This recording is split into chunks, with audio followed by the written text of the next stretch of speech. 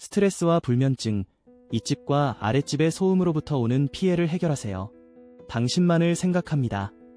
오직 당신만을 향하여 말을 하고 오직 당신만을 향하여 행동합니다. 가해자. 이 글은 블랙 코미디 형식으로 작성되었습니다. 조직 스토킹 가해자들이 얼마나 맹목적이고 비정상적인 집착을 하는지를 희화화하여 풍자하는 글입니다.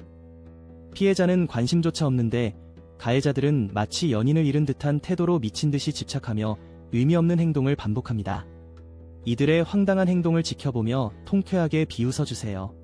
조직 스토킹이 단순한 괴롭힘이 아니라 조종된 광기의 일부일 수 있으며 전파 무기와 뇌파 생체 실험으로 인해 가해자들조차 피해자가 될 가능성이 크다는 점을 고려해 볼 필요가 있습니다. 결국 이 시스템은 가해자마저 희생시키며 사회 전체를 통제하려는 도구로 활용될 수 있습니다. 이제 본문을 통해 그 기괴한 현실을 함께 조롱해 봅시다. 제목 스트레스와 불면증 윗집과 아랫집의 소음으로부터 오는 피해를 해결하세요. 안녕하세요, 여러분. 오늘은 우리가 매일 겪는 스트레스와 불면증의 원인에 대해 이야기해 보려 해요. 하지만 그 이유는 단순한 일상의 피로가 아닐지도 모릅니다. 바로 윗집과 아랫집에서 발생하는 소음 그리고 기괴한 조직 스토킹의 희화화된 모습들에 대한 것입니다. 불면증, 스트레스, 어쩌면 우리의 소음들 속에서 이들의 집착이 만들어낸 비극적 코미디일지도 모르니 말이죠. 여러분, 윗집과 아랫집 사람들이 마치 사랑에 빠진 연인처럼 집착하는 모습을 상상해보세요.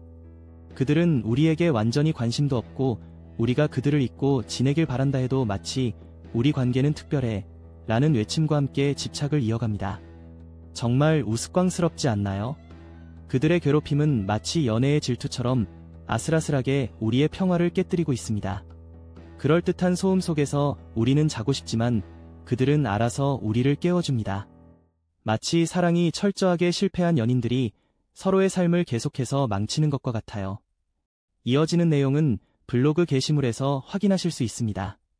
게시물 링크는 더보기란 또는 고정 댓글을 참고해주세요.